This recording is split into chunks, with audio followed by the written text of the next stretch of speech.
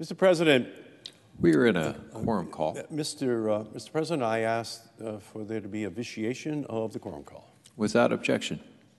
Thank you, Mr. President.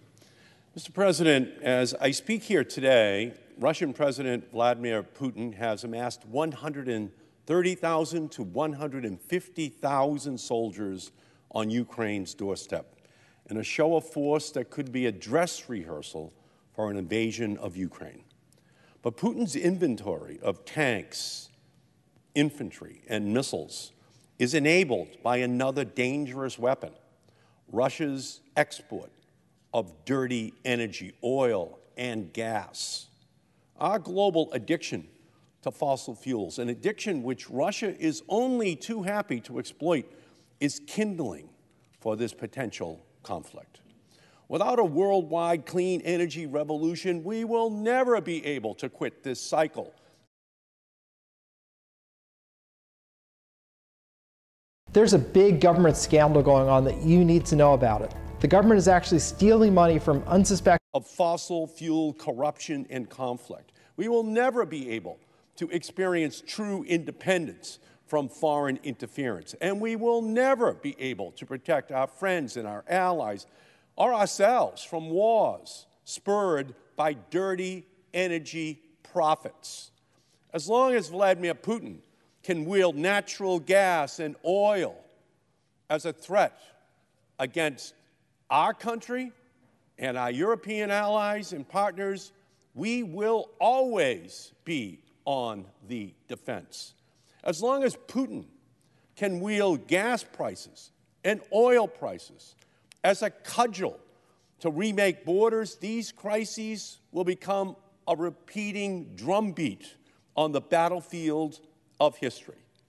As long as Putin can rely on global economic systems that are dominated by dirty fossil fuels instead of clean, renewable energy, we will all remain vulnerable.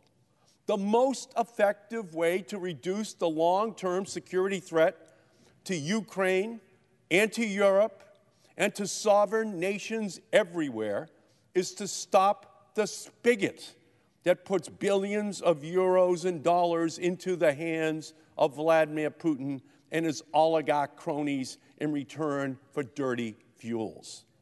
In 2021, more than 36% of Russia's federal budget revenues came from oil and gas sales. This could fund annual Russian military activities more than twice over. The United States itself participates in these dirty profits. 7% of our oil imports come from Russia. We send billions of dollars a year to Putin, to those oil giants in Russia. We do it ourselves. Since 2015, Russia has used these oil and gas revenues to expand its currency reserves to $631 billion, the fourth largest reserve in the world. Why does this matter? Because the massive revenue chest dilutes the impact of non-military options to respond to Russia's aggression. President Joe Biden is right to seek a diplomatic off-ramp to the current crisis over Ukraine. This crisis has no military solution, but a long-term solution has to include a comprehensive strategy that ends the globe's deadly addiction to Russian fossil fuels. That strategy will only happen through an American-led clean energy revolution that frees the West from dependence on Putin's pipelines. Many of my Republican colleagues think that the only way to address energy security is by building more pipelines or drilling for more oil and gas.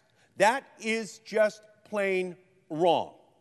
Instead of doubling down on investments that align with Russia's dirty energy business model, We must lean into the innovation of clean energy technologies to fight against Russia. That is our competitive and strategic edge. Their vulnerability is that we are the technological giant of the planet, but we have to act like that, implement policies that reflect the fact that we are the technological giant. My Republican colleagues often come to the floor and attribute their fealty to oil and gas as a quest for energy security and independence, when we know their calls for more domestic drilling are nothing more than a ploy for profits by the big oil companies.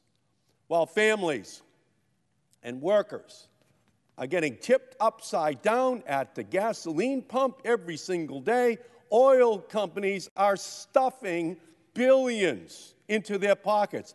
Exxon, Conoco, Chevron made more than $45 billion in profits last year as gas prices increased by more than 40%.